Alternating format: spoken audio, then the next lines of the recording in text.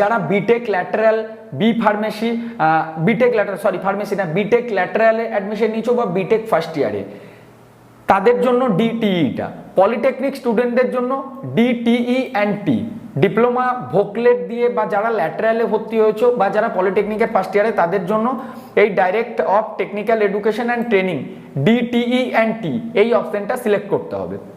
আমি সাপোজ ধরে নাও এখানে একটা পোর্টাল ওপেন করে নিয়েছি, আমি একটা পলিটেকনিকের স্টুডেন্টের আবেদন করছি, কেউ মাধ্যমিকের পর বা কেউ হায়ার সেকেন্ডারি বা ভোকেশনালের পর ধরে নাও অ্যাপ্লাই করতে চাইছো।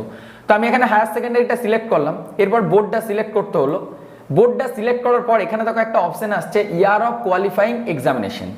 স্বামী বিবেকানন্দ মেরিট কাম্বিন স্কলারশিপের যে ক্রাইটেরিয়া, সেই ক্রাইটেরিয়াটা আমি তোমাদেরকে একটু দেখাতে চাই।